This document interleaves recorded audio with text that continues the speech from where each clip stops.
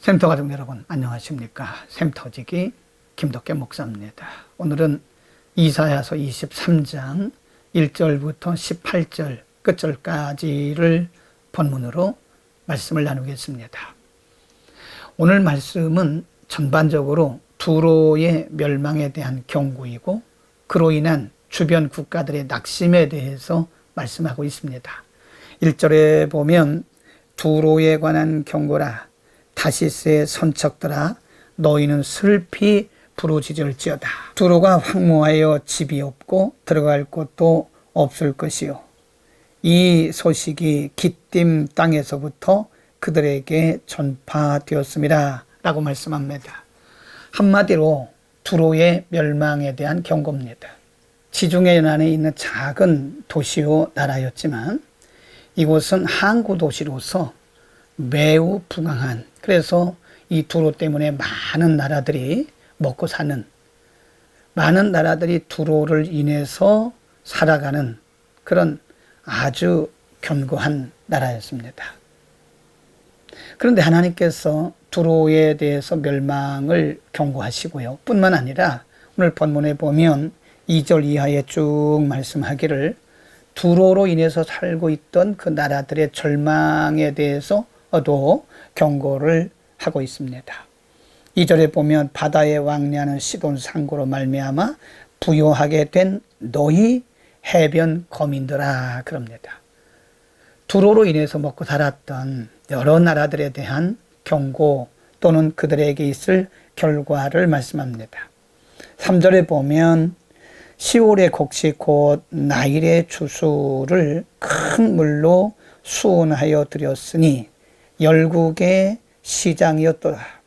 시돈이여 너는 부끄러워할지어다. 5절 말씀에 그 소식의 굽에 이르면 그들이 두로의 소식을 인하여 통도하리로다. 6절 너희는 다시스로 건너갈지어다. 해변검이나 너희는 슬피 부르짖을지어다 라고 말씀합니다. 13절도 보면 갈대아 사람의 땅을 보라 그 백성이 없어졌나니 곧 아수르 사람이 들짐승에 거하는 곳이 되게 되었으되 그들이 망대를 세우고 궁전을 헐어 황목해 하였느니라. 14절 말씀에도 보면요 다시스의 선척들아 너희는 슬피 부르짖으라 너희 견고한 성이 파괴되었다. 1절에서 두로의 멸망을 선포하시고 경고하신 다음에는 그 주변에 있던 해변에 있던 크고 작은 나라들이 이제 곧 두로의 멸망 때문에 슬픔과 낙심과 좌절에 빠지게 될 것을 미리 예고하고 있는 것입니다. 여러분 오늘 두로의 멸망은 우리에게 무엇을 말씀할까요? 지중해 연안에 강대했던 도시, 강대했던 나라, 많은 사람들을 살리고 많은 사람들에게 유익을 주었던 나라, 그 나라가 멸망하게 된 이유 그리고 그 결과는 오늘 우리에게 무엇을 말씀할까요? 그것은 하나님 없는 부귀는 헛되다는 사실을 가르쳐 줍니다. 두로 지역은 하나님을 섬기는 사람들이 아닙니다. 그들은 물론 지중해 연안의 항만 도시로서 매우 부강한 나라였지만 풍요를 누리는 그런 사람들이었지만 그들에게는 하나님이 없었습니다. 그러므로 하나님 없는 부요가 얼마나 위험한 것이고 하나님 없는 부요가 얼마나 헛된 것인가를 우리에게 가르쳐주고 있는 것입니다. 많은 사람들은 하나님이 없어도 하나님을 경외하지 않고서도 잘 먹고 잘 살게 되면 그것이 행복이고 그것이 복이라고 생각합니다. 여러분 그러나 하나님을 경외함이 없는 것은 복이 아닙니다. 성경은 우리에게 분명히 말씀하기를 하나님을 경외하는 것이 근본이다. 지혜와 지식의 근본이라고 말씀합니다. 하나님을 경외하지 않는 지식, 하나님을 경외하지 않는 경제적 부, 이 모든 것들은 헛될 뿐인 것입니다. 두로로 인해서 살고 있었던 많은 해변의 나라들이 두로의 멸망 때문에 이제 절망하고 낙심하고 통곡하게 될 것을 예언했는데요. 그것도 역시 하나님을 바라보지 않고 하나님을 신뢰하지 않고 살아가는 사람들의 불행한 결말을 가르쳐주고 있는 것입니다. 여러분, 우리는 하나님 안에서 참된 기쁨과 즐거움과 행복이 있다는 사실을 평생에 기억해야 됩니다. 오늘 본문 말씀의 8절 이하에서 보면 두로가 왜 이렇게 멸망하게 되었는가를 말씀하고 있는데요.